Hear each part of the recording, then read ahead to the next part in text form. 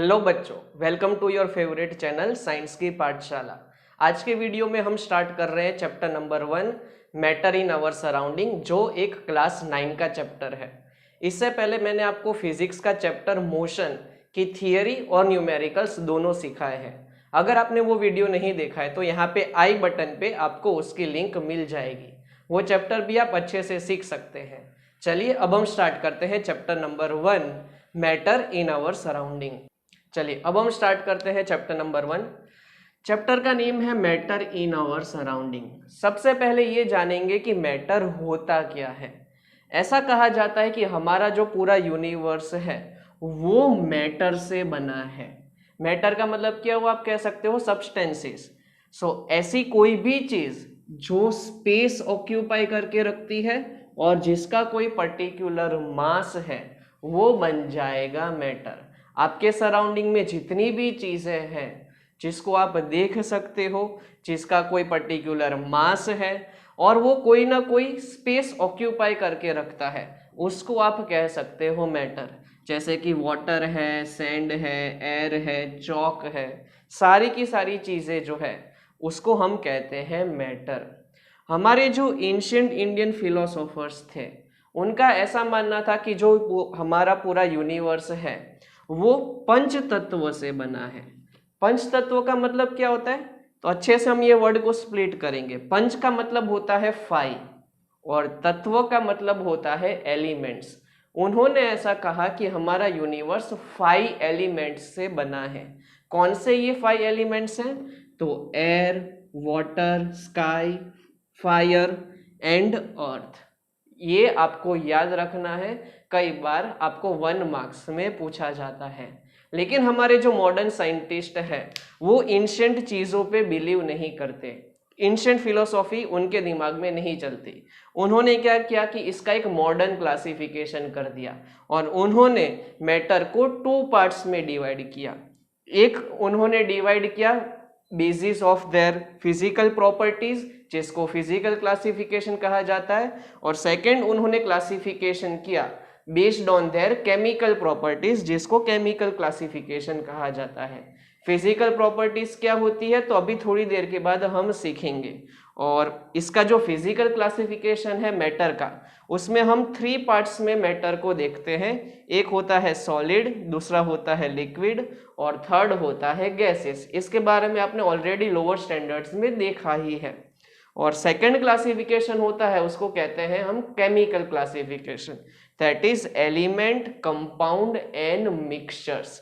ये ऐसा पार्ट है केमिकल क्लासिफिकेशन जो हम चैप्टर नंबर 2 में कवर करने वाले हैं।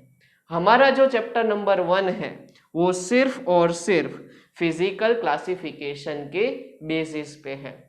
अब हम देखते हैं कि मैटर किससे बने होते हैं। उनको कहा जाता है एटम्स एंड मॉलिक्यूल्स। ये क्या होते हैं, तो बहुत ही स्मॉल पार्टिकल्स। जब तुम एक मैटर को डिवाइड करने का ट्राई करोगे तो लास्ट में एक स्मॉलेस्ट पार्टिकल मिलेगा जिसको तुम फर्दर ब्रेक या तो डिवाइड नहीं कर पाओगे, और ऐसे जो स्मॉल पार्टिकल्स तुम्हें मिलते हैं उनको कहा जाता है एटम्स एंड मॉलिक्यूल्स। ये पार्टिकल्स इतने छोटे होते हैं कि हम उसे नेकेड आई से नहीं देख सकते हैं, इसलिए हमें यूज करना पड़ता है एक डिवाइस जिसको कहते हैं माइक्रोस्कोप। माइक्रोस्कोप क्या करता है, तो इसकी मैग्नीफाइड इमेज हमें शो करता है, मतलब कि स्मॉलेस्ट पार्टिकल को बड़ा शो करेगा सो दैट आप वो पार्टिकल को देख सको। आपके टेक्स्ट बुक में एक एक्टिविटी गिवन है जिसमें यह बताया है कि स्मॉलेस्ट ऑफ पार्टिकल की वजह से कैसे कलर चेंज हो सकता है। एक्टिविटी में ऐसा शो किया है कि सपोज आपके पास एक टेस्ट ट्यूब है, उसके अंदर आपने वाटर को फिल करके रखा है, जो मैंने यहाँ पे ब्लू कलर से दिखाया है। उसके अंदर आप पोटेशियम परमैंगनेट के पार्टिकल्स को ऐड करते हो। पोटेशियम परमैंगनेट का फॉर्मूला क्या होता है, तो आप याद रखोगे KMnO4।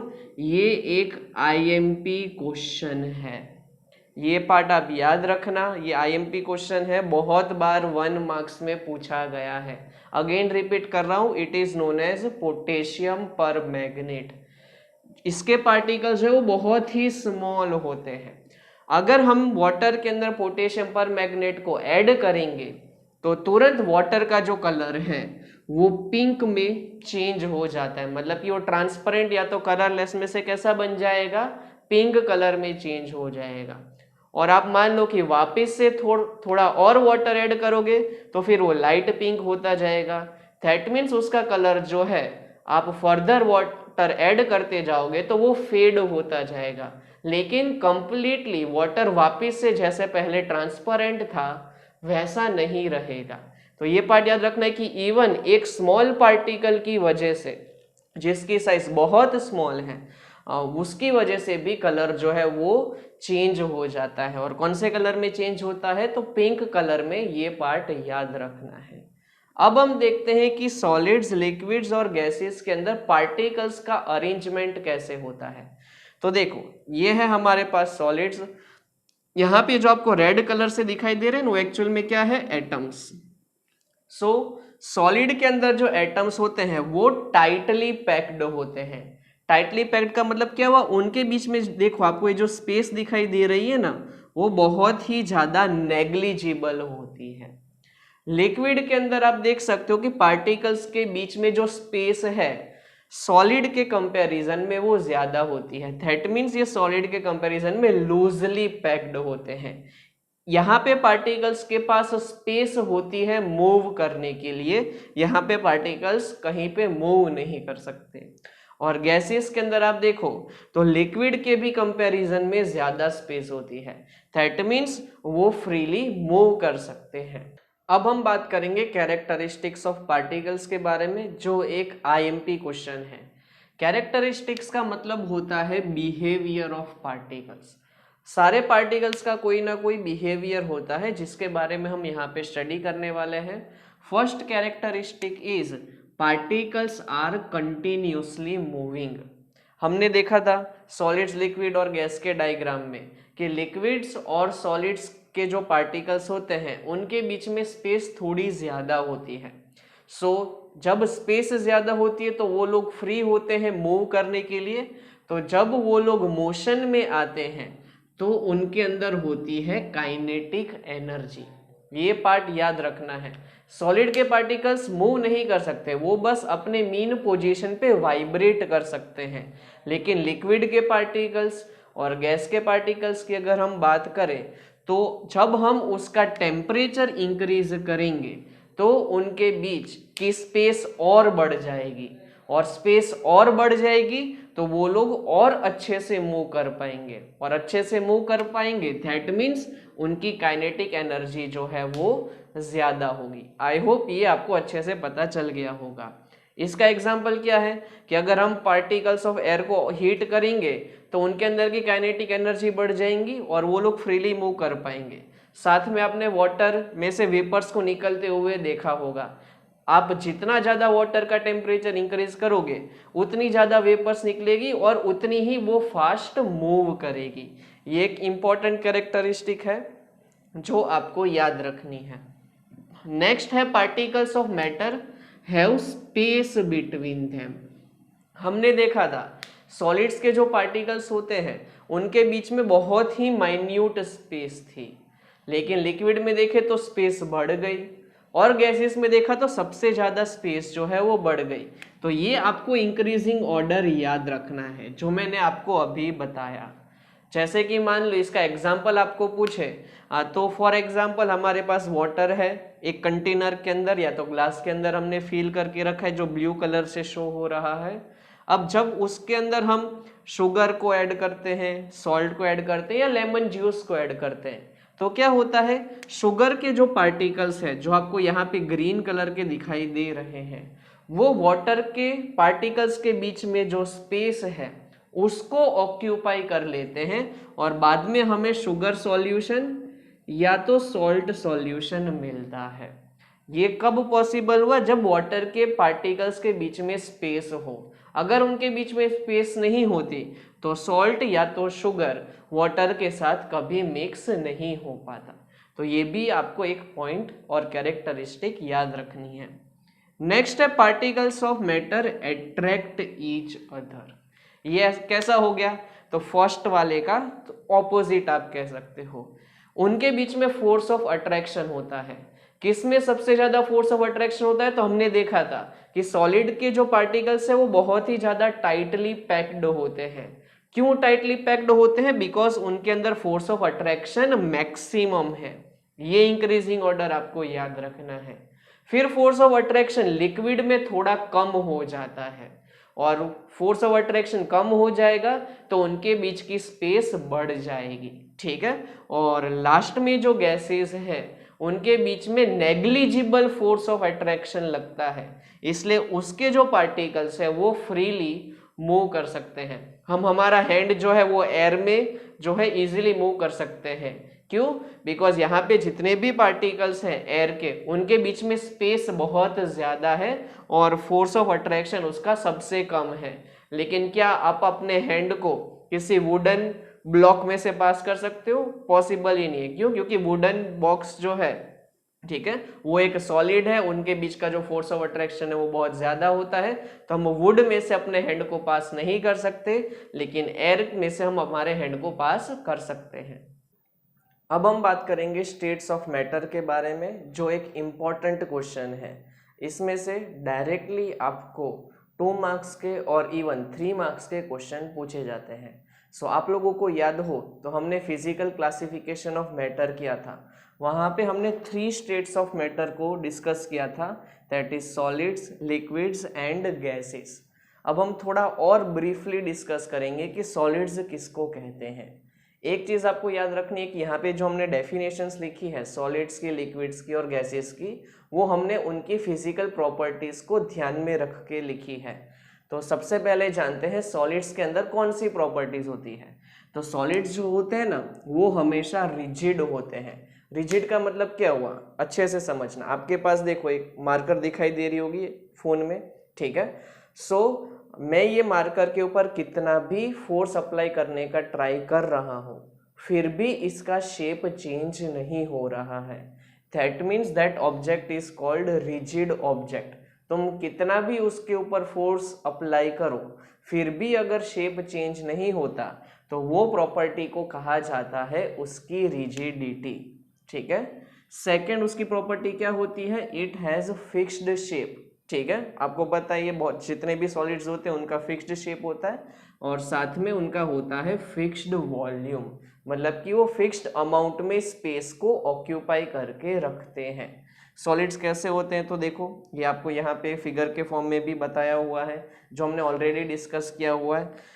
सॉलिड्स जो होते हैं ना वो इनकम्प्रेसिबल होते हैं, ये पार्ट याद रखना। आप उसे कितना भी कंप्रेस करने का ट्राई करो फिर भी वो कंप्रेस नहीं होंगे। क्यों? क्योंकि उनके बीच में स्पेस देखो बहुत ही नेग्लिजिबल है, इसलिए वो कंप्रेस नहीं हो सकते। नेक्स्ट जो है वो है हमारे लिक्विड्स। लिक्विड्स जो है उनके पास होती है फ्लूइडिटी। फ्लूइडिटी का मतलब होता है एबिलिटी टू फ्लो। जैसे कि वाटर फ्लो हो सकता है, आपको पता ही है, ऑयल्स है, केरोसिन है, पेट्रोल है, इन ये सारे के सारे लिक्विड्स है और उनके अंदर एबिलिटी होती है फ्लो करने की। इनका जो है वॉल्यूम फिक्स होता है। आप जिस कंटेनर में उसको फिल करके रखोगे वो प्रपोर्शन के अंदर वो वॉल्यूम को ऑक्यूपाई करके रखेंगे। हाँ, इनका कोई फिक्स्ड शेप नहीं होता। ऑब्वियसली जैसे तुम कंटेनर का शेप चेंज करते जाओगे वैसे वो शेप को वो लिक्विड ऑक्यूपाई करके रखेगा, उसका खुद का कोई शेप नहीं होता। थर्ड इज आवर गैसेस, जिनकी फ्लूइडिटी बहुत ज़्यादा होती है। फ्लूइडिटी का मतलब बेटा ऐसा मत समझना कि सिर्फ लिक्विड फ्लो हो सकते हैं, गैसेस के मूवमेंट को भी फ्लूइडिटी ही कहा जाता है। हमारे सराउंडिंग में एयर है, एयर इज अ गैस, तो वो हर जगह मूव कर सकती है। Next, they are highly compressible. ये सबसे ज़्यादा कंप्रेसिबल है इन तीनों में से। क्यों? बिकॉज इनके बीच की जो स्पेस है वो सबसे ज़्यादा है, और स्पेस अगर सबसे ज़्यादा है तो वो अच्छे से फ्लो कर सकते हैं, और वो अच्छे से फ्लो कर सकते हैं तो हम उसे कंप्रेस भी कर सकते हैं। सो आई होप आपको ये सब पता चल गया होगा। और लास्ट में हम देखें तो इनका ना ही फिक्स्ड शेप होता है ना ही फिक्स्ड वॉल्यूम। जितना भी आपके कंटेनर की साइज है वो पूरे वॉल्यूम को वो ऑक्यूपाई करके रखेंगे। इनका ना ही कोई फिक्स शेप होता है ना ही वॉल्यूम, ये पार्ट आपको याद रखना है। ये जो क्वेश्चन है वो आपको डिफरेंस बिटवीन के फॉर्म में भी कई बार पूछा जाता है कि right the difference between solids and liquids and gases. तो आप उसे कॉलम बना के और प्रॉपर्टीज को मेंशन करके लिख सकते हैं। ये जो सारी प्रॉपर्टीज हैं इसको अब हम डिटेल में अभी देखने वाले हैं। अब हम सॉलिड्स की प्रॉपर्टीज को डिटेल में स्टडी करेंगे। First property is they have definite shape and distinct boundaries. इनका जो शेप है वो डिफाइनाइट होता है, मतलब कि फिक्स्ड शेप होता है। जैसे कि एक रिमोट कंट्रोल, इसका अगर आप शेप देखोगे तो कैसा है, डिफाइनाइट है, और उसकी जो बाउंड्रीज है मतलब कि बॉर्डर्स जो हमें क्लियरली या डिस्टिंक्टली विजिबल है। सो ये हो गई उसकी फर्स्ट प्रॉपर्टी। दूसरे भी एग्जांपल है जैसे कि पेन हो गया, टेबल हो गया, बोर्ड हो गया, ये सारे के सारे, आपको ये बोर्ड दिखाई दे रहा है, उसकी भी तो एक फिक्स्ड बाउंड्रीज है। क्यों? क्योंकि ये एक सॉलिड है, टेबल है, पेन है, ये सारे कॉमन एग्जांपल है सॉलिड्स के। नेक्स्ट है दे आर रिजिड। रिजिड का मतलब हमने थोड़ी देर पहले ऑलरेडी देख लिया है कि तुम उसके ऊपर कितना भी फोर्स अप्लाई करने का ट्राई करो फिर भी उसका शेप चेंज नहीं होता। That property is known as rigidity. जैसे कि यहाँ पे मैं इस रिमोट कंट्रोल के ऊपर कितना भी फोर्स अप्लाई करने का ट्राई करो, इसको कंप्रेस करने का ट्राई कर रहा हूँ, लेकिन फिर भी इसका शेप चेंज नहीं हो रहा है। ये पार्ट आपको याद रखना है। Next is they have fixed volume. जितने भी सॉलिड्स हैं, जैसे कि मान लो इसका शेप हम क्या कह सकते हैं, क्यूबॉइड कह सकते हैं। तो क्यूबॉइड का एक फिक्स्ड वॉल्यूम होता है, वो आप इजीली निकाल सकते हो। लेकिन एक एक्सेप्शन है इसके अंदर, दैट इज स्पॉन्ज। ये आपको याद रखना है। स्पॉन्ज को हम सॉलिड कंसीडर करते हैं, लेकिन इसका जो है फिक्स्ड वॉल्यूम नहीं होता। क्यों नहीं होता? बिकॉज स्पॉन्ज आपने देखा होगा उसके अंदर पोर्स होते हैं, और वो पोर्स के अंदर एयर फील हो जाती है, और जैसे आप उस स्पॉन्ज को ऐसे कंप्रेस करने का ट्राई करते हो उसका शेप चेंज हो जाता है, उसका वॉल्यूम चेंज हो जाता है, और उसके अंदर जितनी भी एयर थी वो बाहर एग्जिट हो जाती है। तो ये एक्सेप्शन आपको याद रखना है। और लास्ट प्रॉपर्टी है they do not have the property of diffusion. Diffusion का मतलब क्या हुआ, अच्छे से समझना। मान लो आपके पास एक वाटर कंटेनर है, उसके अंदर आप इंक के फ्यू ड्रॉप्स को ऐड करते हो। आप ये चीज नोटिस करना कि इंक के पार्टिकल्स जो है वो प्रॉपरली वाटर के पार्टिकल्स के साथ अपने आप मिक्स हो जाते हैं। आपको कुछ उसमें एक्सटर्नली करने की जरूरत नहीं होती। ये डिफ्यूजन की प्रॉपर्टी किस में होती है? तो लिक्विड्स में भी होती है और गैसेस में भी होती है। लेकिन दो सॉलिड्स अपने आप कभी भी, मतलब कि खुद से कभी भी मिक्स नहीं हो सकते। जैसे कि ये बोर्ड है और ये वॉल है, वो कभी भी अपने आप मिक्स नहीं हो सकते। दो सॉलिड कभी भी मिक्स नहीं हो पाएंगे। एक और एग्जांपल आपको बताओ, तो आपके पास सैंड है और सॉल्ट है, आप कितना भी मिक्स करने का ट्राई करो वो कभी प्रॉपरली मिक्स नहीं होंगे। तो ये पार्ट भी आप याद रखना, बिकॉज ये जो है 1 मार्क्स में कई बार डेफिनेशन में पूछा जाता है। इसको आप नोट कर लेना। It means intermixing of particles of different types of particles of their own. Particles की जगह पे आप यहाँ पे मैटर भी लिख सकते हैं। अब हम बात करेंगे लिक्विड्स की प्रॉपर्टीज के बारे में। लिक्विड की फर्स्ट प्रॉपर्टी आप नोट कर लेना, इनका जो है फिक्स्ड शेप नहीं होता, लेकिन इनका होता है फिक्स्ड वॉल्यूम। ये पार्ट आपको याद रखना है। आप वाटर को जो कंटेनर के अंदर फिल करोगे उस कंटेनर के शेप में वो अपने आप को ऑक्यूपाई कर लेगा।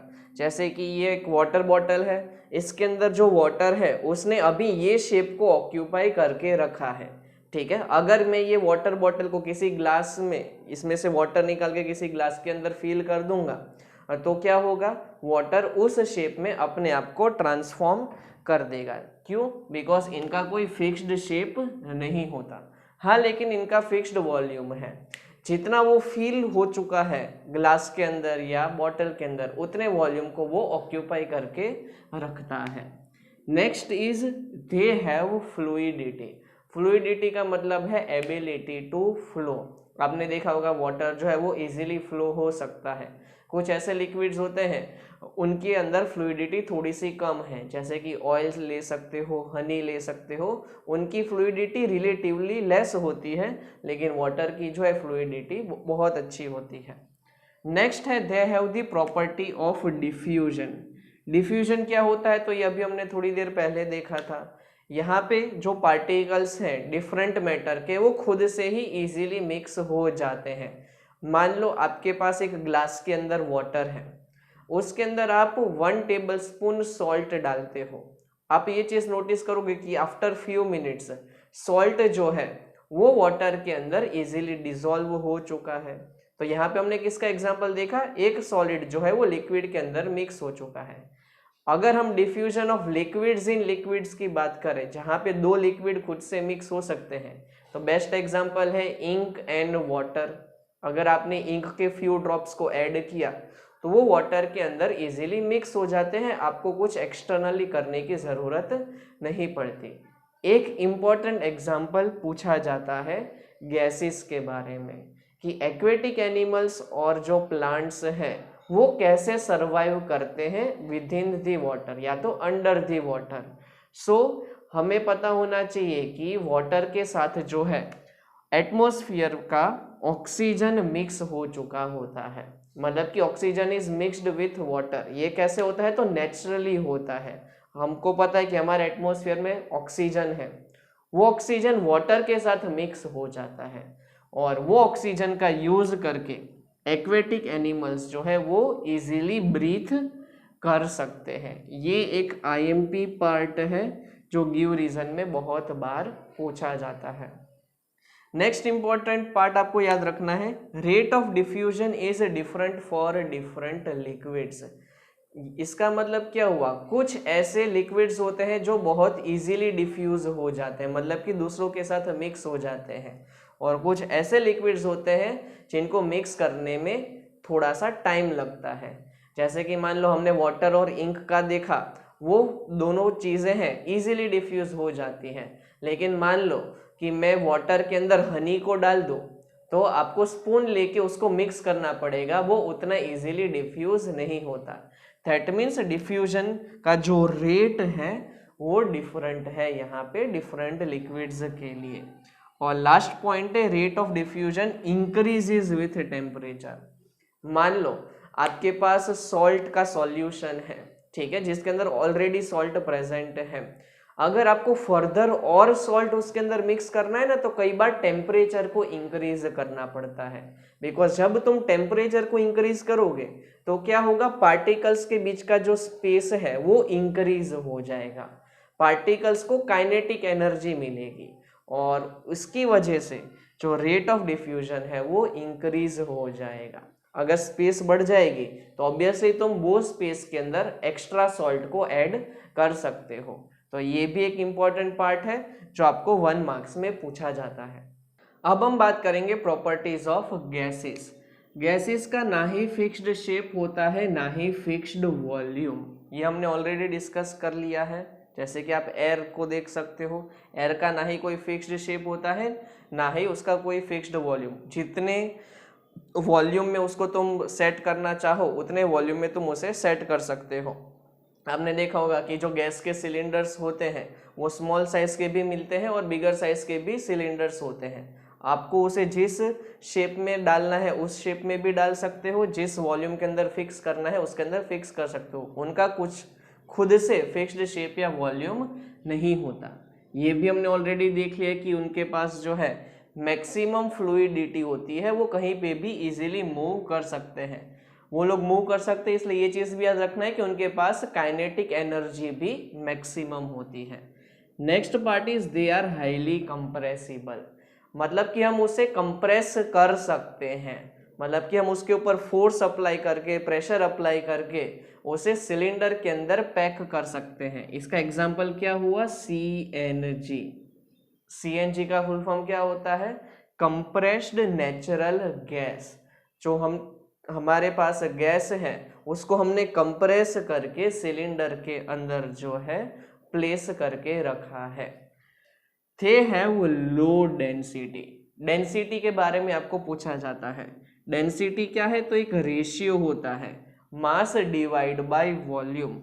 जितने भी गैसेस हैं उसका वॉल्यूम ज़्यादा होता है और उनका जो मास है वो नेग्लिजिबल होता है, जिसकी वजह से डेंसिटी जो है वो लो हो जाती है। अब इसका अगर मैं ऐसा यूनिट आपको बताऊं तो ऐसा यूनिट हमेशा याद रखना है केजी पर मीटर क्यूब। मास को हम केजी में मेजर करते हैं, वॉल्यूम को हम मीटर क्यूब में मेजर करते हैं। तो डेंसिटी का यूनिट बनता है केजी पर मीटर क्यूब। ये अगेन याद रखना है, 1 मार्क्स का इंपॉर्टेंट क्वेश्चन है। और ये एक आईएमपी पॉइंट है, गैसेस एक्सर्ट प्रेशर। ये एक न्यू टर्म आया, प्रेशर। देखते हैं इसका मतलब क्या होता है। मान लो हमारे पास कोई एक कंटेनर है जो आपको यहाँ पे रेड कलर से शो किया है। इसके अंदर गैस के पार्टिकल्स हैं। ये जो ग्रीन कलर से है वो क्या है? गैस के पार्टिकल्स।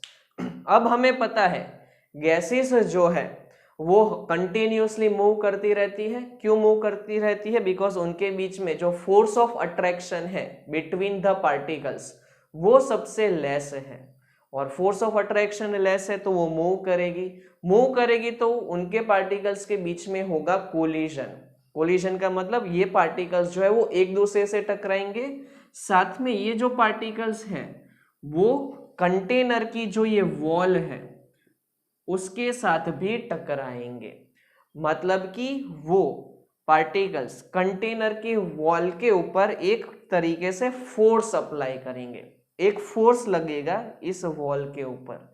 वो फोर्स को अगर तुम एरिया से डिवाइड कर दोगे तो जो क्वांटिटी मिलती है उसको कहा जाता है प्रेशर। अगेन आपको बता रहा हूं, जब ये पार्टिकल्स मूव करते हैं तो उनके बीच में होता है कोलिजन। साथ साथ में ये पार्टिकल्स ये वॉल के साथ भी कोलाइड करेंगे मतलब कि फोर्स अप्लाई करेंगे, और उसी फोर्स को जब तुम एरिया से डिवाइड करोगे तो तुम्हें मिलेगा प्रेशर। प्रेशर का जो एसआई यूनिट है वो है पास्कल। ये याद रखना है आपको। एक और यूनिट होता है that is called bar. 1 bar is equal to होता है 10⁵ पास्कल। ये भी कन्वर्जन याद रखोगे बिकॉज ये सारे 1 मार्क के क्वेश्चन हैं। और एक और थर्ड पार्ट आपको याद रखना है 1 ATM। ATM का मतलब होता है एटमॉस्फेरिक प्रेशर। जो अभी एयर हमारे ऊपर जो प्रेशर लगाती है वो दैट इज 1.013 इंटू 10⁵ पास्कल। ये जो पार्ट है वो आपके एग्जाम के लिए मोस्ट आईएमपी है। अच्छे से लर्न कर लेना, समझ लेना, क्योंकि इसमें से बहुत सारे क्वेश्चंस बनते हैं। अब हम बात करेंगे other states of matter, that is plasma and BEC, that means Bose Einstein condensed state. पहले हम बात करेंगे प्लाज्मा के बारे में। प्लाज्मा जो है वो एक्चुअली सुपर एनर्जेटिक पार्टिकल्स होते हैं। ऐसे पार्टिकल्स जिनके पास बहुत ही ज़्यादा एनर्जी है। और इनके पास एनर्जी कब आती है? तो ये पार्ट याद रखना है, जब उनका टेम्परेचर हम इंक्रीज करें। जब उनको टेम्परेचर मिलेगा मतलब कि हीट एनर्जी मिलेगी तो वो कंटिन्यूअसली मूव करेंगे। सो इनको कहा जाता है सुपर एनर्जेटिक पार्टिकल्स। ये एक्चुअल में माने जाते हैं आयोनाइज्ड गैसेस। आयोनाइज्ड गैसेस कहाँ पे प्रेजेंट होते हैं? तो फ्लोरोसेंट ट्यूब्स मतलब कि ट्यूबलाइट्स और नियॉन साइन बल्ब्स, ये आपने देखे होंगे। एक्चुअली कैसे काम करता है ये अच्छे से समझना। जब हम ट्यूबलाइट में से इलेक्ट्रिसिटी को पास करते हैं तो ट्यूबलाइट के अंदर एक्चुअल में होती है गैसेस, और वो गैसेस को जब इलेक्ट्रिसिटी मिलती है मतलब कि एनर्जी मिलती है तो वो लाइट को एमिट करते हैं और कन्वर्ट हो जाते हैं आयंस में। एटम्स का कन्वर्जन किस में हो जाता है? आयंस में, जिससे जो है ट्यूबलाइट वर्क करती है।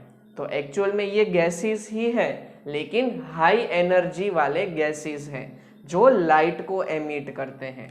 एग्जाम्पल इसका एक और भी है, सन और स्टार्स। ठीक है, सन भी जो है हमें पता है कि लाइट और हीट को एमिट करता है। स्टार्स भी जो है वो ग्लो करते हैं। क्यों? क्योंकि वहां पे टेम्परेचर ज्यादा है और अगर गैसेस का टेम्परेचर बढ़ जाता है तो वो हीट को और लाइट को एमिट करते हैं। बस इतना सा ही पार्ट आपको प्लाज्मा के बारे में याद रखना है। नेक्स्ट है बोज-आइंस्टाइन कंडेंस स्टेट, जो प्लाज्मा के आप कह सकते हो ऑपोजिट है।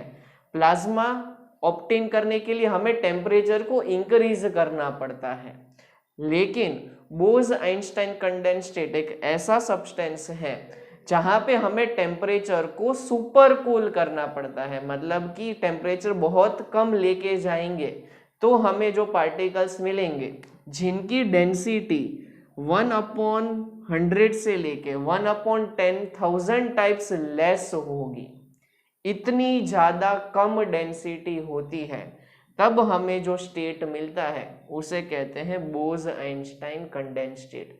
किसको कंप्रेस करना है? तो ये चीज याद रखना है, हम गैसेस को ही कंप्रेस करते हैं। यहाँ पे हमने गैसेस का टेम्परेचर इंक्रीज किया था प्लाज्मा में, लेकिन बीईसी में हम उसका टेम्परेचर बहुत ही लेस कर देंगे, मतलब कि उसे सुपर कूल कर देंगे, डेंसिटी को कम कर देंगे, तो जो मिलेगा उसे कहते हैं बोज-आइंस्टाइन कंडेंस स्टेट। बोज कौन थे? तो एक इंडियन फिजिसिस्ट थे, ठीक है। आइंस्टाइन के बारे में तो सब जानते हैं। तो इन दोनों ने मिलके कुछ कैलकुलेशंस किए और कुछ ऐसे सब्सटेंसेस बनाए जो सुपर कूल टेम्परेचर पे आप कह सकते हो कि स्टेबल थे, और ऐसे न्यू सब्सटेंसेस को उन्होंने कह दिया बोज-आइंस्टाइन कंडेंस स्टेट। इसके बारे में बहुत ज़्यादा रिसर्च भी हुई है और लास्ट 20 ईयर्स पहले अमेरिकन कुछ साइंटिस्ट थे, उनको इसके रिगार्डिंग नोबेल प्राइज भी मिला, क्योंकि सुपर कूल टेम्परेचर पे किसी भी सब्सटेंस को ऑब्टेन करना नेक्स्ट टू इम्पॉसिबल है, लेकिन कुछ अमेरिकन साइंटिस्ट ने ऐसा करके दिखाया और वो जो सब्सटेंसेस थे उनको बीईसी कहा गया और बाद में उनको नोबेल प्राइज भी मिला। अब हम बात करेंगे टेम्परेचर के बारे में। इसकी डेफिनेशन आप नोट कर देना, it is the degree of hotness और कोल्डनेस ऑफ अ सब्सटेंस। इसका मतलब क्या हुआ? कोई भी पर्टिकुलर सब्सटेंस कितना हॉट है या कोल्ड है वो हम उसके टेम्परेचर से पता कर सकते हैं। इसका जो एसआई यूनिट है वो क्या होता है? केल्विन, जो आपको याद रखना है। हमारे दिमाग में हमेशा चलता रहता है कि हम न्यूज़पेपर में देखें या टीवी में देखें तो हमेशा टेम्परेचर डिग्री सेल्सियस में दिया होता है, लेकिन कैलकुलेशन पर्पस के लिए हमें केल्विन में ही जो है याद रखना है और उसे कन्वर्ट करना है। अब हम बात करेंगे फ्रीजिंग पॉइंट के बारे में। फ्रीजिंग पॉइंट का मतलब होता है कौन से टेम्परेचर पे वाटर फ्रीज हो जाता है और आइस में कन्वर्ट हो जाता है। एक्चुअल में देखें ना तो केल्विन के अलावा भी 2 और यूनिट्स है। एक तो हमें पता ही है डिग्री सेल्सियस है, साथ साथ में एक और होता है डिग्री फ़ारेनहाइट, ठीक है।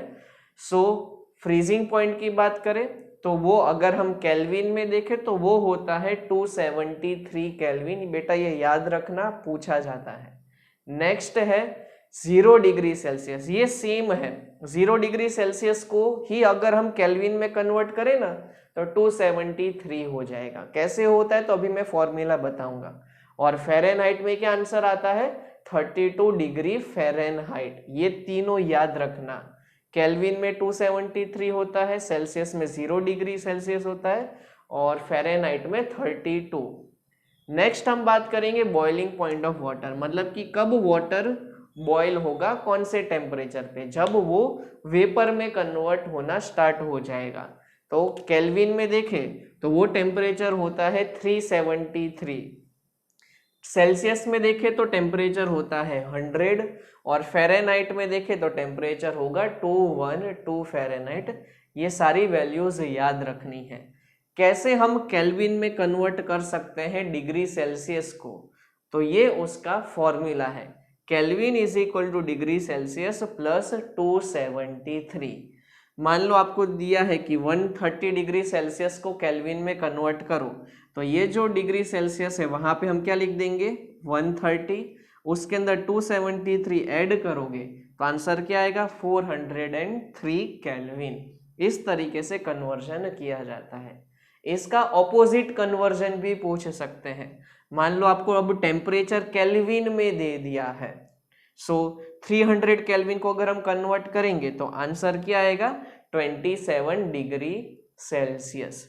एक और कन्वर्जन फॉर्मूला याद रखना है, ये जो पार्ट मैंने आपको बताया ना वो आपके सीबीएसई टेक्स्ट बुक में दिया हुआ है, लेकिन इसका जो कन्वर्जन है उसके रिगार्डिंग हमें एक्सरसाइज में और इन टेक्स्ट में क्वेश्चन नहीं दिए हैं, लेकिन फिर भी आपके नॉलेज के लिए ये कन्वर्जन याद रखना है।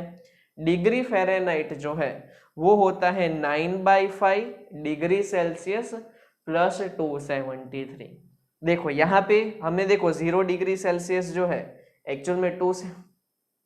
एक और कन्वर्जन आपको याद रखना है डिग्री सेल्सियस का फ़ारेनहाइट में, सो वो होता है degree Fahrenheit is equal to 9/5 degree Celsius plus 32। मान लो कि हम यहाँ पे 0 डिग्री पुट कर देते इसकी जगह पे, तो देखो ये पूरा का पूरा पार्ट 0 हो जाएगा, तो 0 डिग्री सेल्सियस हमें कितना फ़ारेनहाइट मिलेगा 32 फ़ारेनहाइट मिलेगा।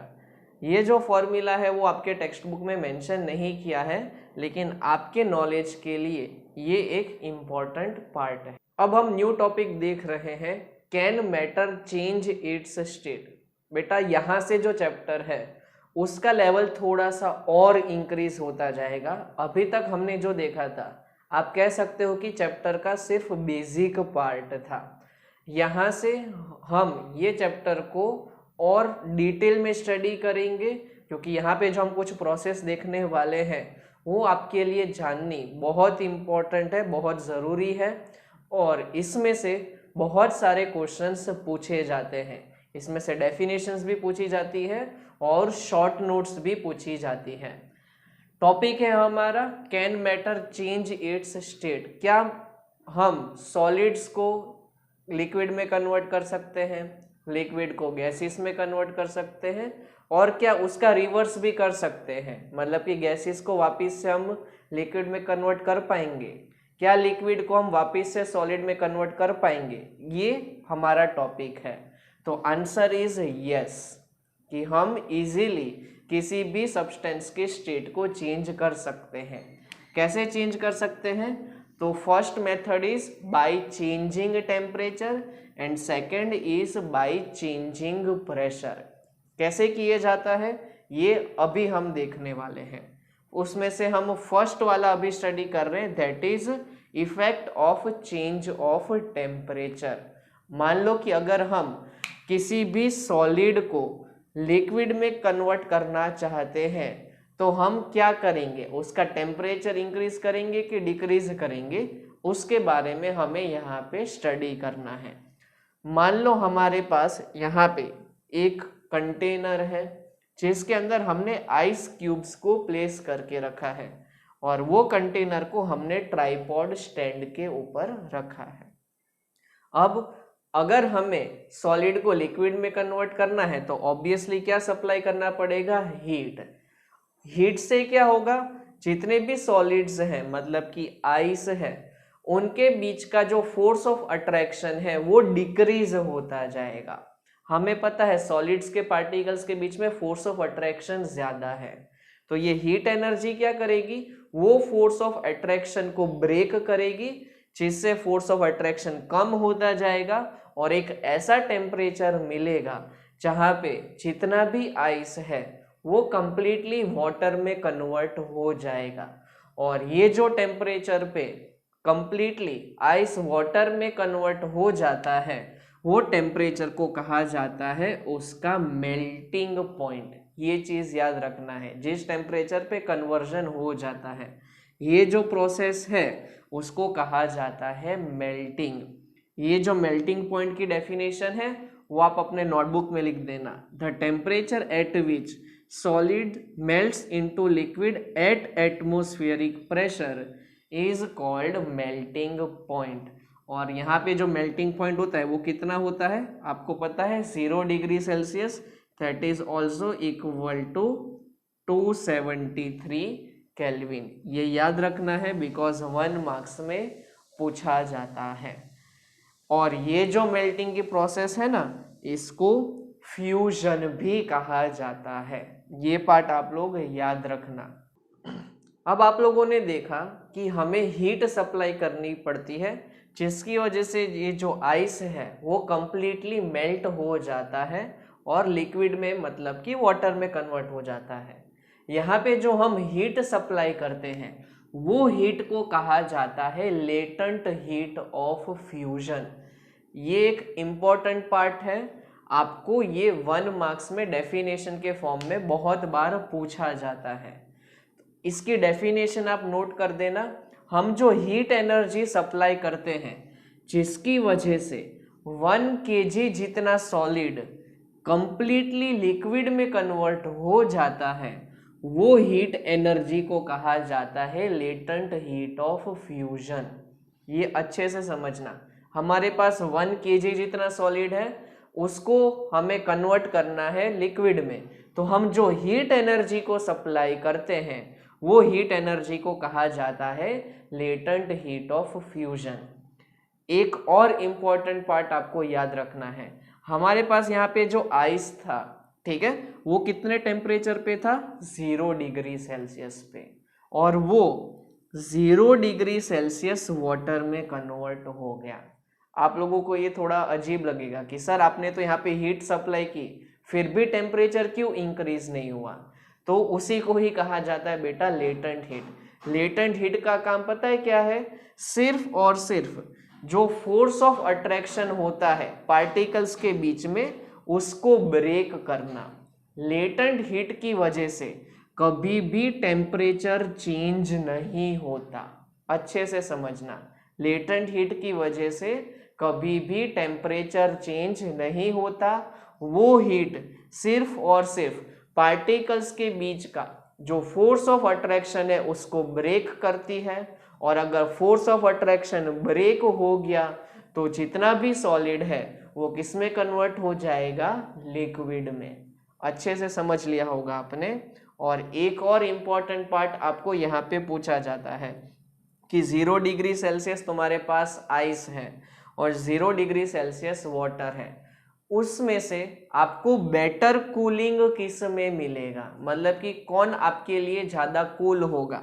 आइस ज़्यादा कूल होगा या वाटर ज़्यादा कूल होगा? तो ऑब्वियसली 0 डिग्री सेल्सियस आइस जो है वो ज़्यादा कूलिंग इफेक्ट प्रोवाइड करता है। अब हम देखेंगे फ्रीजिंग वाला टॉपिक। ये मेल्टिंग के कंप्लीटली ऑपोजिट है। इससे पहले हमने मेल्टिंग प्रोसेस देखा जहाँ पे हमने हीट को सप्लाई किया सो दैट जो सॉलिड्स है उनके बीच में जो फोर्स ऑफ अट्रैक्शन है वो ब्रेक हो जाता है और पार्टिकल्स मूव करने लगते हैं और वो सॉलिड में से लिक्विड में कन्वर्ट हो जाते हैं। यहाँ पे हम उसका ऑपोजिट देखने वाले हैं, मतलब कि हमें लिक्विड को वापस से सॉलिड्स में कन्वर्ट करना है, और ये प्रोसेस को कहा जाता है फ्रीजिंग। ठीक है, this is conversion of liquids into solids. Obviously वहां पे हमने क्या किया था? हीट सप्लाई की थी सो दैट सॉलिड लिक्विड में कन्वर्ट हो जाए। ये प्रोसेस उसका ऑपोजिट है।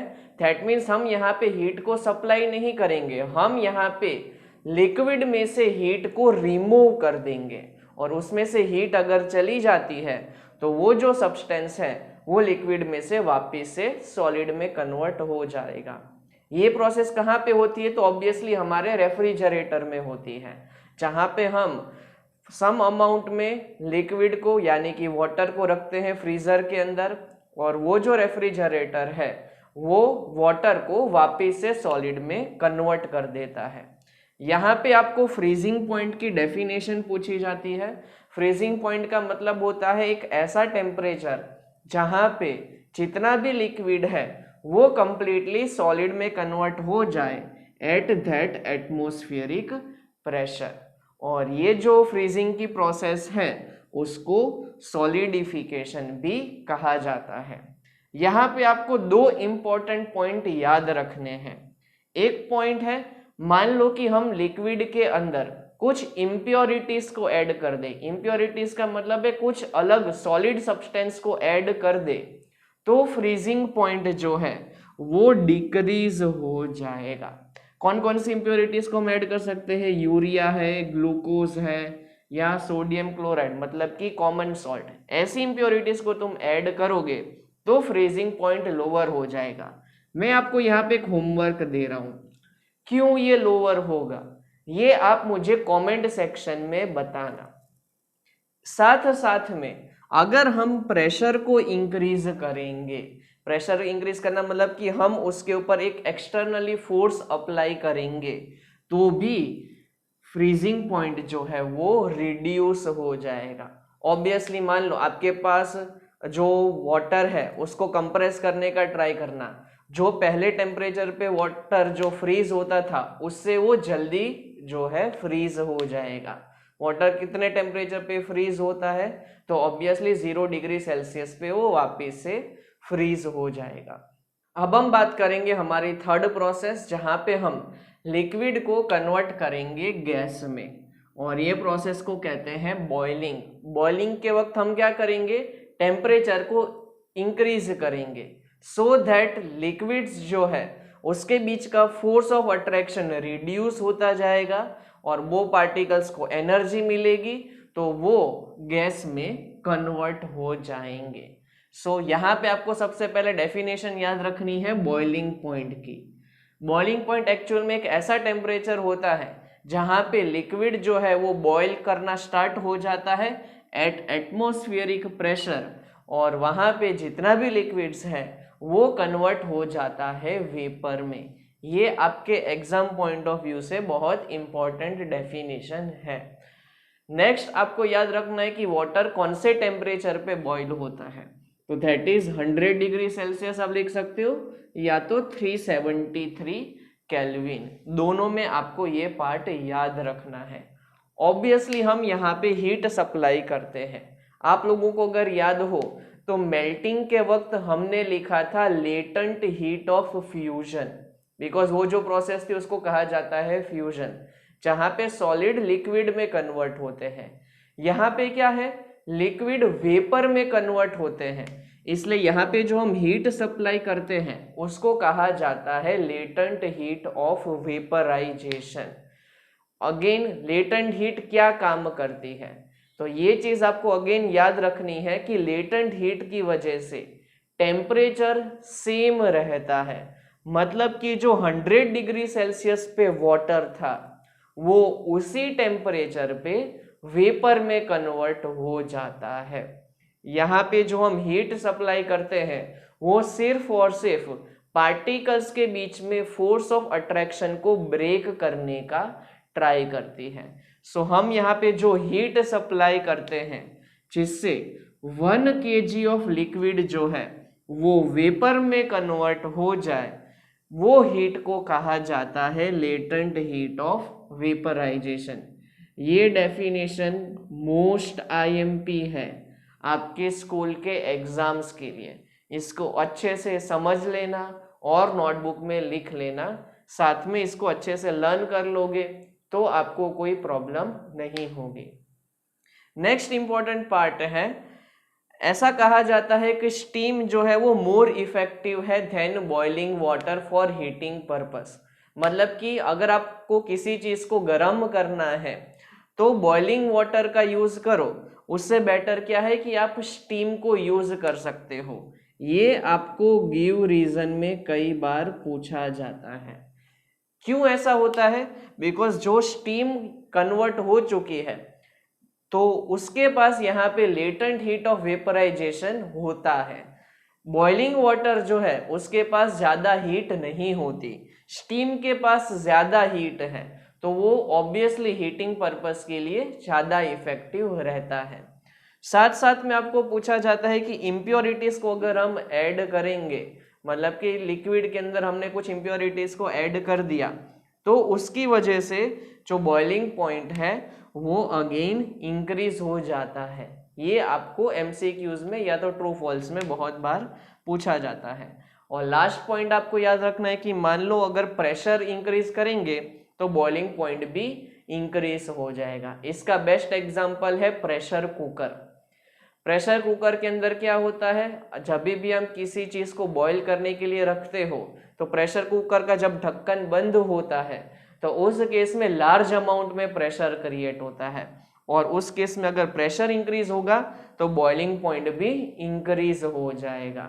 मान लो अगर आपको बॉइलिंग प्रोसेस करनी है कहीं माउंटेन्स पे, तो माउंटेन के ऊपर आपको पता है कि एटमॉस्फेयर का प्रेशर कम लगता है, तो वहां पे बॉइलिंग पॉइंट अपने आप रिड्यूस हो जाता है, और प्रेशर कुकर में बॉइलिंग पॉइंट जो है वो इंक्रीज हो जाता है। ये आप अच्छे से याद रखना। अब हम बात करेंगे कंडेंसेशन के बारे में, जो इफेक्ट ऑफ टेम्परेचर का लास्ट टॉपिक है। हम अगेन क्या करने वाले हैं, वेपर को वापस से लिक्विड में कन्वर्ट करेंगे, और ये कन्वर्जन प्रोसेस को कहा जाता है कंडेंसेशन। कंडेंसेशन का मतलब सिंपल आप लोग लिख लेना इसकी definition, the process of conversion of gases और vapours into liquid is known as condensation. Again हम कैसे कंडेंसेशन करेंगे, तो हमें यहाँ पे टेम्परेचर को रिड्यूस करना पड़ेगा, मतलब कि हमें यहाँ पे गैस के पास जो हीट एनर्जी है उसको रिमूव कर देंगे तो टेम्परेचर रिड्यूस हो जाएगा, और टेम्परेचर रिड्यूस हो जाएगा तो उनके बीच की जो काइनेटिक एनर्जी है वो रिड्यूस हो जाएगी, और काइनेटिक एनर्जी रिड्यूस हो जाएगी तो वो अगेन वेपर या तो गैस में से वापिस से लिक्विड में कन्वर्ट हो जाएंगे। बहुत सिंपल चीज़ है। अगर आपने उसको कूलिंग कर दिया ना तो पार्टिकल्स के बीच का जो स्पेस है वो रिड्यूस होता जाएगा, और रिड्यूस होता जाएगा मतलब कि वो वेपर में से जो है लिक्विड में कन्वर्ट होते जाएंगे। यहाँ पे आपको एक गिव रीजन का क्वेश्चन पूछा जाता है। 100 डिग्री सेल्सियस पे मान लो बॉइलिंग वाटर है और 100 डिग्री सेल्सियस पे स्टीम है, दोनों में से किसकी वजह से आपका जो बॉडी है वो जलने लगेगा, मतलब कि ज़्यादा बर्न प्रोड्यूस होंगे आपकी बॉडी में। तो हमेशा आपको याद रखना है कि स्टीम की वजह से आपका जो हैंड है या लेग्स है वो ज़्यादा जल जाते हैं। क्यों जल जाते हैं? बिकॉज दोनों अच्छे से समझना कि दोनों जो सब्सटेंसेस है वो तो 100 डिग्री सेल्सियस पे ही है, लेकिन स्टीम के पास एक्स्ट्रा हीट होती है, और वो जो एक्स्ट्रा हीट है वो किसके फॉर्म में होती है, तो लेटेंट हीट ऑफ वेपराइजेशन के फॉर्म में।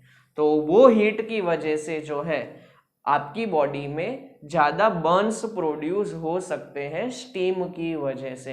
एक पार्ट आपको याद रखना है, जो हमारे पास 100 डिग्री सेल्सियस पे स्टीम है ना, वही 100 डिग्री सेल्सियस वाटर में कन्वर्ट हो जाती है, और वही प्रोसेस को हम क्या कहते हैं, कंडेंसेशन।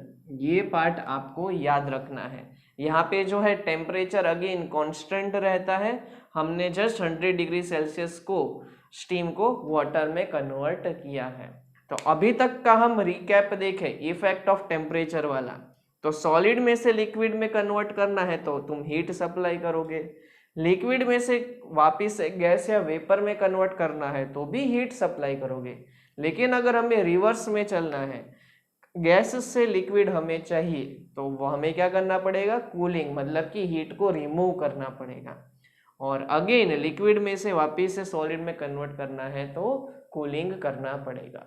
अब हम बात करेंगे फेज ट्रांजिशन ऑफ वाटर के बारे में, मतलब कि आइस वाटर में कब कन्वर्ट होता है, कौन से टेम्परेचर पे कन्वर्ट होता है, साथ में वाटर जो है वो वेपर में कौन से टेम्परेचर पे कन्वर्ट होगा और कैसे कन्वर्ट होगा।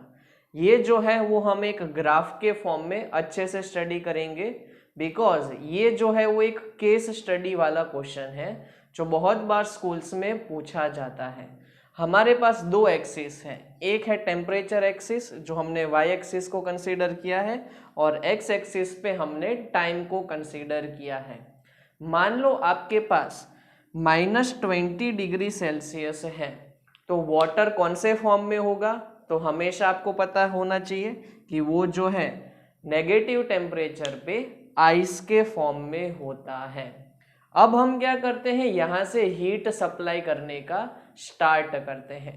यहाँ से हम हीट सप्लाई करेंगे तो -20 डिग्री सेल्सियस वाला जो आइस है वो 0 डिग्री सेल्सियस तक पहुँच जाएगा, और 0 डिग्री सेल्सियस पे अगर हम यहाँ पे देखें तो वो जो आइस है वो जो है वाटर में कन्वर्ट होना स्टार्ट होता जाएगा।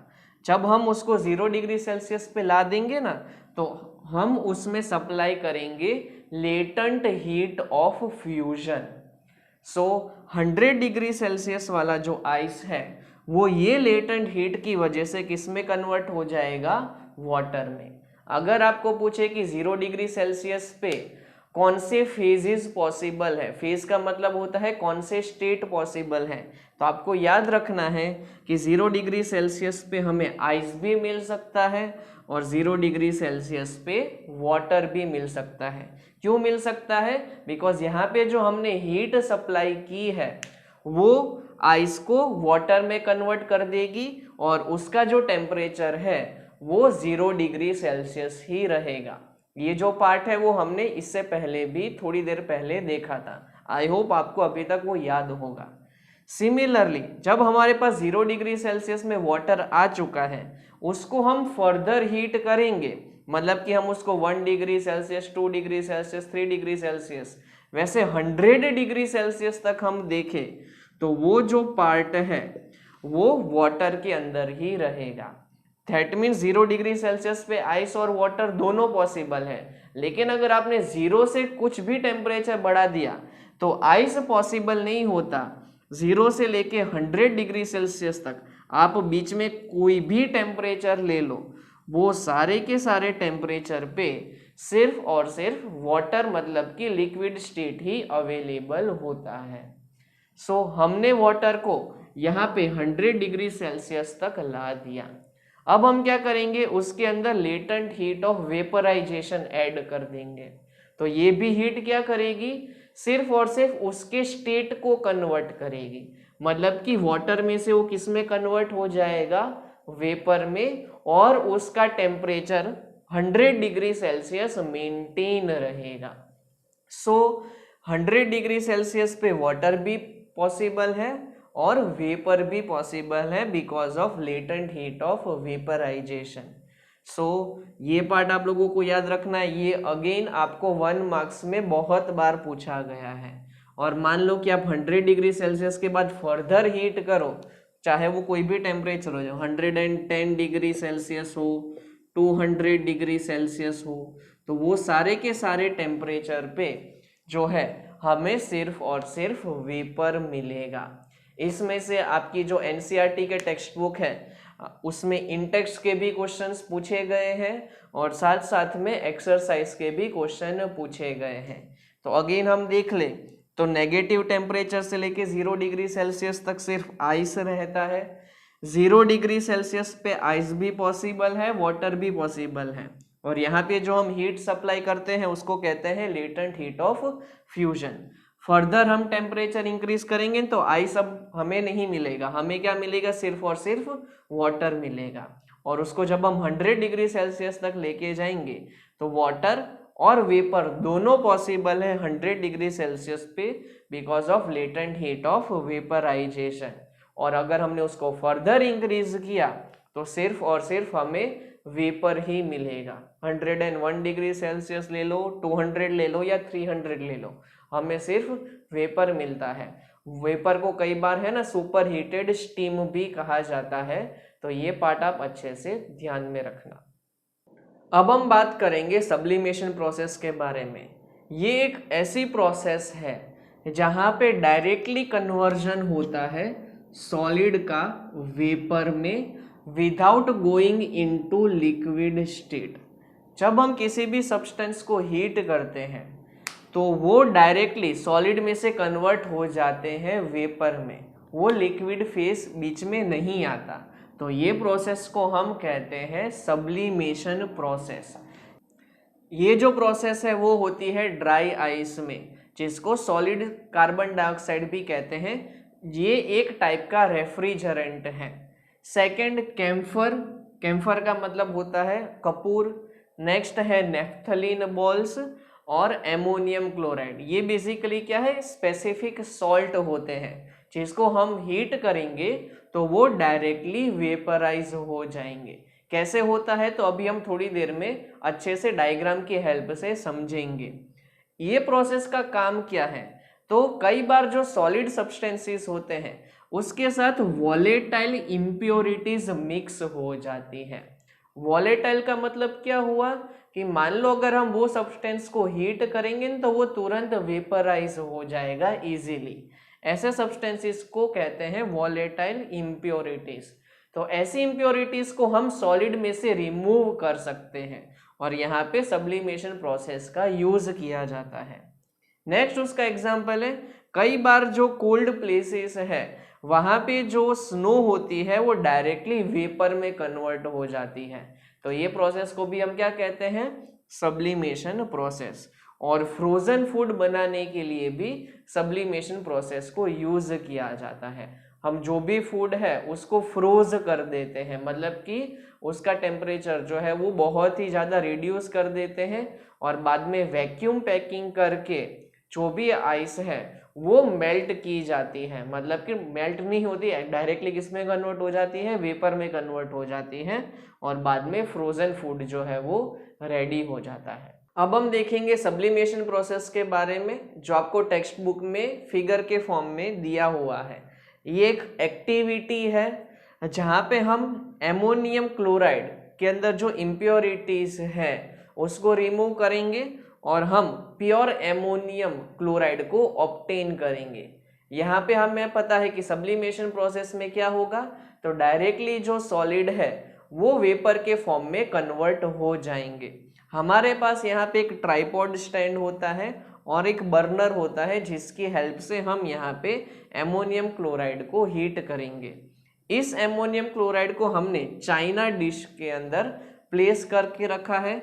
ऊपर रखी है एक इन्वर्टेड फनल और उसे कॉटन प्लग से बंद करके रखा है।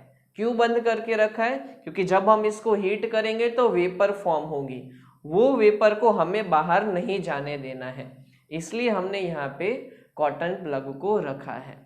जैसे ही हम इसको यहाँ पे हीट करने का स्टार्ट करेंगे, हमें पता है कि एमोनियम क्लोराइड का नेचर है वो वॉलेटाइल होता है।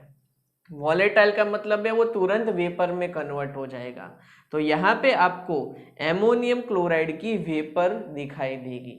वो एमोनियम क्लोराइड की वेपर ये जो फनल की सरफेस है लेफ्ट साइड वाली और राइट साइड वाली, वहां पे जाके डिपॉजिट हो जाएगी और सॉलिडिफाई हो जाएगी। क्यों वो सॉलिडिफाई हो जाएगी, बिकॉज फनल का जो टेम्परेचर है वो रिलेटिवली लो होता है as compared to this region. तो यहाँ पे टेम्परेचर कम है तो वेपर जो है वापिस से सॉलिडिफाई हो जाती है और एक टाइम ऐसा आएगा कि जितना भी यहाँ पे अमोनियम क्लोराइड था वो पूरा का पूरा वेपराइज हो जाएगा और ये जो सरफेस है वहाँ पे अगेन हमें सॉलिड के फॉर्म में अमोनियम क्लोराइड मिलेगा। तो हम बाद में ये सरफेस पे से वापिस से अमोनियम क्लोराइड को रिमूव कर सकते हैं और उसे कंटेनर में जो है शिफ्ट कर देंगे। तो हमें इम्प्योर एमोनियम क्लोराइड में से जो है प्योर सॉलिड एमोनियम क्लोराइड जो है वो मिल जाएगा। अब हम बात करते हैं कि प्रेशर अप्लाई करके किस तरीके से हम स्टेट्स को चेंज कर सकते हैं। हमारा जो टेम्परेचर वाला टॉपिक था जहाँ पे हमने टेम्परेचर को इंक्रीज करके और रिड्यूस करके स्टेट को चेंज किया था, उसी तरीके से हमें यहाँ पे अब प्रेशर का यूज करके स्टेट्स को चेंज करना है। यहाँ पे जो हम स्पेसिफिकली प्रोसेस देखने वाले हैं वहाँ पे हम गैसेस को सॉलिडिफाई करने वाले हैं।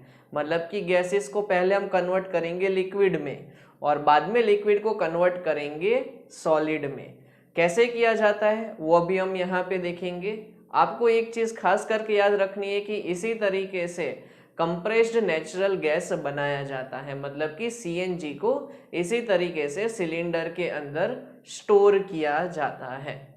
चलो effect of change of pressure हम देखते हैं। हमारे पास जो है वो सिलेंडर के अंदर अभी एक गैस जो है वो प्रेजेंट है और यहाँ पे हमने पिस्टन को यूज करना है। पिस्टन क्या कर सकता है कि पिस्टन जो है वो ऐसे डाउनवर्ड डायरेक्शन में मूव कर सकता है और वो अगर डाउनवर्ड डायरेक्शन में मूव करेगा तो क्या होगा, यहाँ पे पार्टिकल्स के बीच का जो स्पेस है वो रिड्यूस हो जाएगा। मतलब कि हम जैसे ही पिस्टन को ऐसे डाउनवर्ड डायरेक्शन में मूव कराएंगे पार्टिकल्स के बीच का स्पेस रिड्यूस होता जाएगा और वो कन्वर्ट हो जाएंगे लिक्विड में। सो गैसेस को हमने यहाँ पे लिक्विफाई करके रखा हुआ है। सिमिलरली मान लो कि हम लिक्विड को और जो है फर्दर प्रेशर अप्लाई करेंगे और साथ साथ में टेम्परेचर को रिड्यूस कर देंगे तो वो किस में कन्वर्ट हो जाएंगे, सॉलिड में, क्योंकि प्रेशर अप्लाई करने से जो है इनके बीच का जो स्पेस है वो तो रिड्यूस हो जाएगा, साथ साथ में अगर हमें उसको सॉलिडिफाई करना है तो यहाँ पे टेम्परेचर को भी फर्दर रिड्यूस करना पड़ेगा। तो हमने फर्दर पिस्टन को डाउनवर्ड डायरेक्शन में मूव करवाया और जितना भी लिक्विड था वो कन्वर्ट हो गया सॉलिड में। अब हम देखेंगे हमारा new topic that is evaporation. सबसे पहले इसकी डेफिनेशन आप लोग नोट कर लेना। The phenomena of change of liquid into vapours at any temperature is called evaporation. देखो आपने पहले भी लिक्विड टू वेपर कन्वर्जन देखा था, उसको क्या कहते हैं, बॉइलिंग। और बॉइलिंग जो है वो एक पर्टिकुलर टेम्परेचर पे होता है और वो टेम्परेचर को कहा जाता है बॉइलिंग पॉइंट। इवापोरेशन जो है उसमें भी लिक्विड का कन्वर्जन वेपर में ही होता है, लेकिन यहाँ पे एक चेंज है, इवापोरेशन कोई भी पर्टिकुलर टेम्परेचर पे हो सकता है। ये हो गया बॉइलिंग और इवापोरेशन के बीच का डिफरेंस। इसका बेस्ट एग्जांपल क्या होगा, तो आपके जो गीले कपड़े हैं जो आप सुखाने के लिए रखते हो तो वो जो है वो अपने आप सूख जाते हैं। वहाँ पे वाटर जो है आपके क्लोथ्स के अंदर वो कभी 100 डिग्री सेल्सियस तक, मतलब कि उसके बॉइलिंग पॉइंट तक नहीं जाता। ऐसा क्यों होता है इवापोरेशन में, तो ये चीज़ आपको अच्छे से समझनी है कि वाटर जो है वो एक लिक्विड फॉर्म है और लिक्विड के अंदर पार्टिकल्स के बीच में स्पेस होता है, जिसकी वजह से जो वाटर के पार्टिकल्स हैं वो कंटिन्यूसली मूव करते रहते हैं और एक ऐसा पर्टिकुलर टेम्परेचर आता है जब उनके पास काइनेटिक एनर्जी मैक्सिमम हो जाती है, मतलब कि वो बहुत ही फास्ट मूव करने लग जाते हैं। और जब वो बहुत फास्ट मूव करेंगे तो वो क्लोथ की सरफेस को छोड़ के बाहर की तरफ, मतलब कि नीचे डाउनवर्ड डायरेक्शन में जो है वो ड्रॉप के फॉर्म में निकल जाते हैं, या तो कई बार जो है वो वेपराइज भी हो जाते हैं। तो फेनोमेना कैसा हुआ, अच्छे से समझ लिया होगा आपने। जो भी वाटर के पार्टिकल्स हैं वो एक पर्टिकुलर टेम्परेचर पे वेपराइज हो जाते हैं। क्यों? बिकॉज उनके पास जो काइनेटिक एनर्जी है वो मैक्सिमम हो जाती है और इस फेनोमेना को कहा जाता है इवापोरेशन। ये बॉइलिंग से डिफरेंट है। ये जो इवापोरेशन है वो कुछ पर्टिकुलर फैक्टर्स के ऊपर डिपेंड करता है। First factor is surface area. मान लो आपके पास दो डिफरेंट साइज के कंटेनर हैं। मान लो एक ग्लास है जिसके अंदर आपने वाटर को स्टोर करके रखा है और दूसरा जो है आपके पास एक सॉसर है। तो क्या आप बता सकते हो कि इन दोनों में से किसमें सबसे फास्ट वाटर जो है वो इवापोरेट होगा? दोनों के दोनों देखो ओपन है, मतलब कि डायरेक्टली इसके ऊपर जो है सनलाइट इंसिडेंट हो सकती है। तो ऑब्वियसली जिसका सरफेस एरिया ज्यादा होगा वो बहुत ही फास्ट इवापोरेट करेगा। यहाँ पे ग्लास का सरफेस एरिया देखो कम है, सॉसर का सरफेस एरिया ज्यादा है, तो उसमें क्या होगा, पार्टिकल्स के बीच में ज्यादा काइनेटिक एनर्जी आएगी और ज्यादा काइनेटिक एनर्जी आएगी तो वो बहुत ही फास्ट इवापोरेट कर जाएंगे। तो यहाँ पे कंडीशन क्या हुई कि as surface area increases rate of evaporation also increases. जितना ज्यादा सरफेस एरिया बढ़ेगा उतना ज्यादा रेट ऑफ इवापोरेशन होगा। Next factor is our temperature. Obviously अगर तुम टेम्परेचर को इंक्रीज करोगे तो पार्टिकल्स की काइनेटिक एनर्जी बढ़ेगी और काइनेटिक एनर्जी बढ़ेगी तो रेट ऑफ इवापोरेशन भी इंक्रीज होगा। Next is humidity. ह्यूमिडिटी मतलब कि आपने अभी बारिश के टाइम पे देखा होगा कि जब भी आप कपड़े सुखाने के लिए रखते हो तो बहुत ही लेट वो ड्राई होते हैं। आपने सुबह कपड़े सुखाने के लिए रखे लेकिन रात तक कई बार वो नहीं सूखते।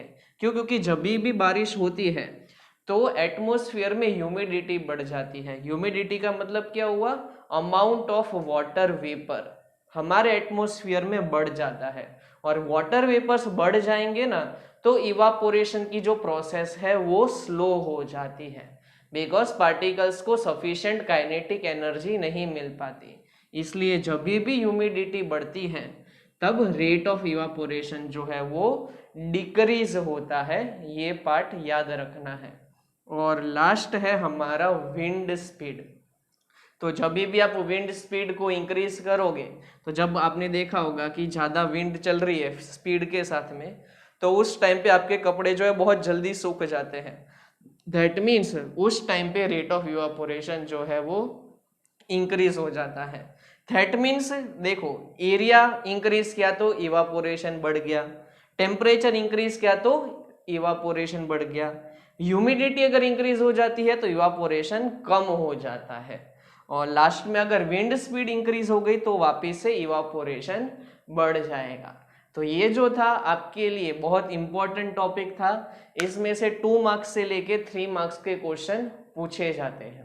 अब हम देखेंगे एक गिव रीजन टाइप के क्वेश्चंस, जिसमें आपको पूछा जाता है कि how does evaporation causes cooling, मतलब कि इवापोरेशन की वजह से टेम्परेचर क्यों डिक्रीज हो जाता है।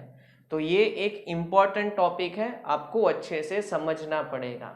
हमने इवापोरेशन में देखा कि लिक्विड के पार्टिकल्स के पास जब काइनेटिक एनर्जी आती है तो वो सरफेसिस को लीव कर देते हैं। दैट मीन्स अब क्या होगा, सरफेसिस के अंदर लिमिटेड नंबर ऑफ पार्टिकल्स ही बचेंगे, और वो लिमिटेड नंबर ऑफ पार्टिकल्स हैं उनकी जो काइनेटिक एनर्जी होगी वो बहुत ही कम होगी, और उनके पास जब काइनेटिक एनर्जी कम होगी तो टेम्परेचर जो है वो सरफेस का लेस हो जाएगा, और टेम्परेचर लेस हो जाएगा तो क्या हो जाएगा, कूलिंग। आई होप सबको समझ में आ गया होगा।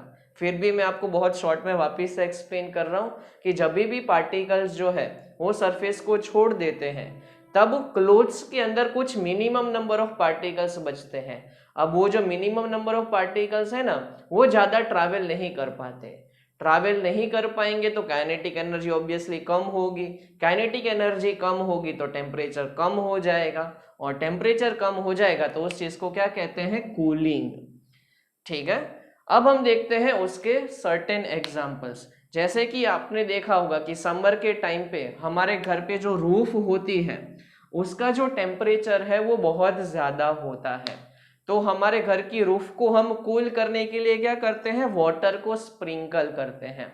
जैसे ही हम वाटर को स्प्रिंकल करेंगे तो वो वाटर क्या हो जाता है, सरफेस का टेम्परेचर हाई होता है हमारे रूफ का, तो उसकी हीट की वजह से वाटर जो है वो इवापोरेट हो जाएगा। वाटर इवापोरेट हो जाएगा तो हमारी जो रूफ की सरफेस है उसका टेम्परेचर डिक्रीज हो जाएगा, and hence it causes cooling. Next है wearing of cotton clothes during summer. हम समर के टाइम पे कॉटन क्लोथ्स को पहनना प्रीफर करते हैं। क्यों? बिकॉज कॉटन क्लोथ्स जो है वो हमारे बॉडी में जो भी स्वेट प्रोड्यूस होता है उसको अच्छे से एब्जॉर्ब कर लेता है, और उसको एब्जॉर्ब कर देगा फास्ट, तो साथ साथ में वो इवापोरेट भी कर देगा, और इवापोरेट कर देगा दैट मीन्स हमारे बॉडी का जो टेम्परेचर है वो कम हो जाएगा, और हमें समर के टाइम पे उतनी ज़्यादा गर्मी नहीं लगेगी बिकॉज ऑफ कॉटन क्लोथ्स।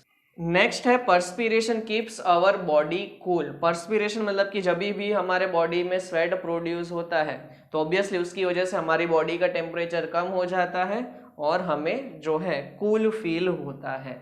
और लास्ट में है pouring of acetone on palm. ठीक है, एसीटोन का मतलब क्या होता है, याद रखना है, नेल पॉलिश रिमूवर।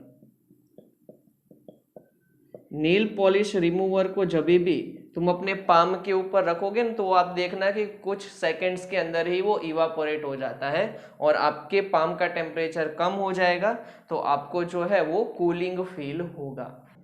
अब हम देखते हैं हमारे चैप्टर का last part, that is difference between boiling and evaporation.